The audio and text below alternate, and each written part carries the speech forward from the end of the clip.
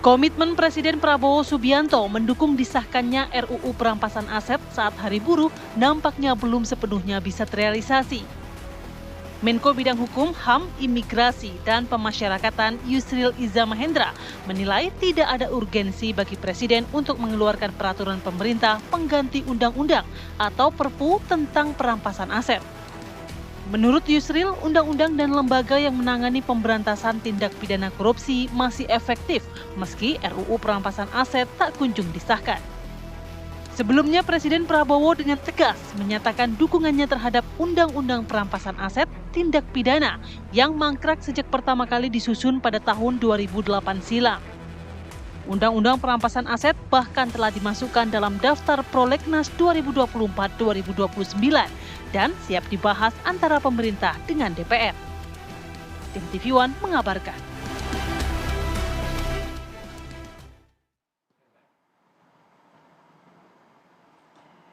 Ya pemirsa, kita kembali ke Apa Kabar Indonesia Pagi dan akan berdialog terkait dengan bagaimana urgensi dari RUU perampasan aset ini. Ada yang mengatakan belum urgen untuk disahkan, tapi ada juga yang mengatakan bahwa ini sudah darurat sebenarnya. Harusnya sudah ada keluar Perpu ini ya. Tapi yang menarik, Andi Kumala dan pemirsa, Pak Presiden Prabowo Subianto sudah lebih dari 2 kali ngomong di depan publik terkait RUU perampasan aset. Artinya ini kan menjadi hal yang cukup serius, cukup menjadi concern dari Presiden untuk segera dikembangkan lalu disahkan. Ya, begitu. kita akan bahas dengan narasumber kita, baik yang sudah hadir di studio maupun yang sudah tersambung melalui Zoom. Ada Bang Hendar Marantoko, Ketua Umum Lisan Prabowo. Selamat pagi ya Bang. Selamat pagi Bang Hendar. Selamat pagi Bang. Kemudian ada Bang Saud Situmorang, mantan Komisioner KPK. Selamat pagi Bang Saud. Apa kabar? Sehat semua? Alhamdulillah sehat. Kemudian melalui Zoom juga sudah terhubung Bang Ahmad Doli Kurnia sebagai Wakil Ketua Balek DPR, fraksi Partai Golkar. Selamat pagi Bang Doli. Selamat pagi Bang Doli. Selamat pagi. Assalamualaikum warahmatullahi wabarakatuh. Waalaikumsalam. Saya mau ke Bang Doli terlebih dahulu. Bang Doli, Presiden Prabowo Subianto ini informasinya dari Istana mengatakan bahwa sudah bertemu dan berdiskusi dengan pimpinan-pimpinan parpol terkait dengan RUU perampasan aset ini. Tapi kenapa RUU ini belum masuk dalam Prolegnas 2025, Bang? Ya, sebenarnya begini ya.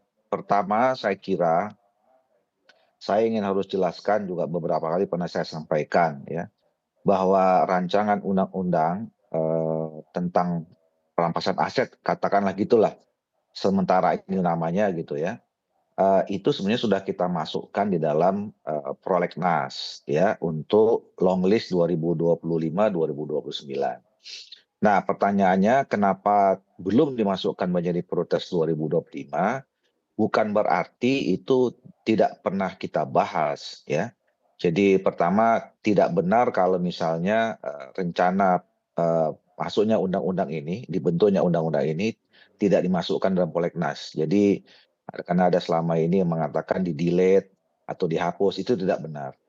Nah yang kedua, belum dimasukkan ke Prolegnas 2025 karena memang kita sedang melakukan kajian-kajian yang mendalam ya, penyesuaian-penyesuaian, baik itu di dalam pemerintah maupun di DPR. Nah, saya menyampaikan beberapa kali ya bahwa kita perlu menyesuaikan dengan sistem hukum kita tentang bagaimana mengimplementasikannya. Nah, apalagi sekarang kan juga DPR sedang membahas bersama dengan pemerintah sedang membahas dengan tentang undang-undang KUHP ya. Nah, itu juga sebetulnya nanti bisa kita sinkronisasikan ya bagaimana supaya undang-undang ini nanti pada saatnya kalau memang kita sepakat dibentuk itu bisa terimplementasi dengan baik sesuai dengan sistem dan keadaan situasi penegakan hukum kita. Nah, jadi sebetulnya apa yang disampaikan oleh Pak Presiden Prabowo kemarin ini menjadi trigger ya untuk bisa lebih cepat para pembentuk undang-undang kami misalnya untuk bisa sepakat berkomitmen, berkonsensus antar partai-partai politik mendorong ini lebih cepat. Nah, kenapa? Jadi sebenarnya begini, kalau kami ini kan saya kira kita semua tidak ada yang tidak setuju ya bahwa negara kita ini harus bebas dari korupsi. Kita harus perang melawan korupsi. apalagi pernyataan Pak Prabowo berkali-kali ya, baik sebelum menjadi calon presiden, pada saat menjadi calon presiden, di mana kampanyenya juga menyampaikan kita harus memerangi korupsi, dan setelah jadi presiden juga salah satu isu penting di dalam program pemerintahan Pak Prabowo ini adalah memberantas korupsi. Nah, memang kita sudah punya ya berbagai peraturan perundangan ya, setidaknya minimal ada 2 ya, ada Undang-Undang Tipikor, ada Undang TPPU yang itu semua ditujukan untuk menjadi bagian komitmen kita melaksanakan pemberantasan korupsi. Tapi kenapa misalnya Undang-Undang Perampasan Aset ini juga menjadi penting ya? Ya kita bisa melihatnya begini, ya hukum tertinggi itu kan adalah keselamatan masyarakat ya. Jadi kalau misalnya kita dalam membangun negara kita ini misalnya kekurangan anggaran, sementara ada pihak lain yang kemudian mengambil anggaran atau harta negara itu, tentu kan kita harus menyelamatkan negara ini, harus menyelamatkan rakyat yang harus memang terus merasakan pembangunan itu. Nah, oleh karena itu menurut saya memang perlu diatur ya tentang undang-undang perampasan aset ini. Nah, yang berikutnya adalah apa saja misalnya yang perlu disesuaikan ya. Satu, saya misalnya saya sering juga diskusi sini sama Bang Saud ini beberapa kali ya. Saya kira apa yang disampaikan beberapa kali terhadap dari para pengamat, dari akademisi, orang-orang yang punya pengalaman di dalam proses pemberantasan korupsi, ini perlu kita akomodir, perlu kita sinkronisasi, kita harmonisasikan gitu. Misalnya mulai dari soal teknis, soal penamaannya, terus skupnya ya. Misalnya dulu waktu awal-awal kita sebut namanya rancangan undang-undang perampasan aset. Sekarang kita sudah masukkan di dalam list itu, sudah berubah namanya perampasan aset terhadap tindak pidana. Nah sekarang ada pemikiran berkembang lagi. Apakah tindak pidananya umum, apakah kemudian tindak pidana korupsi, atau ada pemikiran baru tentang tindak pidana ekonomi misalnya. Nah jadi sebetulnya diskusi ini terus berkembang. Nah, oleh karena itu, sekali lagi saya katakan dengan statement Pak Prabowo ini seharusnya mendorong kita diskusinya bisa cepat selesai dan kita bisa mulai ya. Nah, soal Perpu atau baik, Bang Doli, kita sudah tangkap poinnya, Bang. Oke. Ya, baik. Kita mau ke Bang Saud. Bang Saud, bagaimana menanggapi ini? Sebenarnya Parpol sudah mendukung, kemudian juga DPR menganggap memang ini penting. Tapi ada juga yang menganggap bahwa belum urgensi untuk segera disahkan. Iya, kalau lihat dari statementnya Presiden bahwa terlihat bahwa harus ada time frame ya. Kemarin kan time frame-nya itu ada yang mengatakan KUHP-nya beres dulu, ya kan. Which is itu katanya akan dibahas tuh akhir atau awal tahun depan. Nah, kalau lihat urgensinya, diskusi kita kan hari ini urgensi. Nah, saya beberapa kali di beberapa tempat mengatakan urgensinya cukup tinggi, karena ini udah dibahas sejak tahun 2003, which is sekarang udah hampir 25 tahun.